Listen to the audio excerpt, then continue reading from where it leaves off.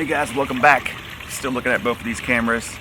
ZV1, I have the RX with the ND32 filter on it from Camera Butter. If you see that video, if you're interested in ND filters for the RX or the GoPro, then I'm going to use the ND filter on here. Of course, it's built in, which is a lot more convenient.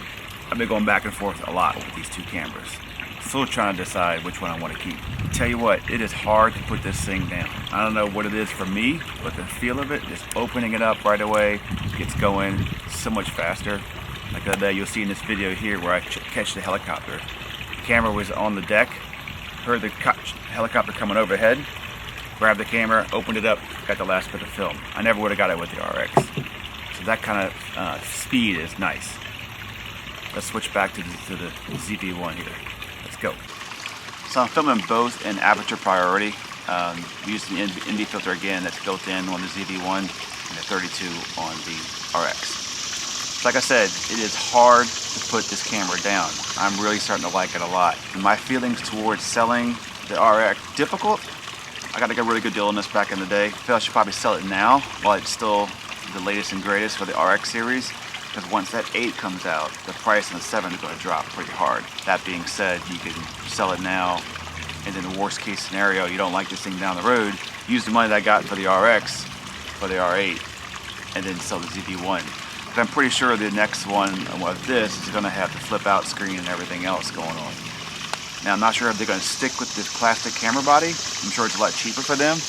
I do like to feel the grip and everything else that's on it, so we'll see what happens with that. But this next part of the video is going to be some GoPro time lapse mixed in with the ZV1 and the RX, doing some 120 slow motion video, some music to kind of get you a feel of what you can grab from either or. Now I can tell you that this is easier to control. So when you have this screen here in the bright sunshine and you're trying to get that perfect focus, you know what you're getting with this. With the ZV1, you're kind of guessing a little bit. That bright screen, you're trying to figure out if you got it in focus or not. I'm changing a lot of settings on this one to try to so I can see what's in focus, what's not in focus, with the color of the focus screen. Right, a lot more control with this still. So there is a lot of good things with this camera. All right, I'm gonna take it on another trip. I'm gonna go to Martha's Vineyard, quick work trip.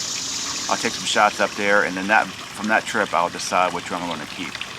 I want to make sure this is not just a new thing with the ZV1, that it's a new thing, it's fun to play with. And then after it's no longer a new thing, and be like, I should have kept this thing the whole time. What was I thinking? Enjoy the rest of the video. Subscribe and like, please. I'm trying to get those numbers up.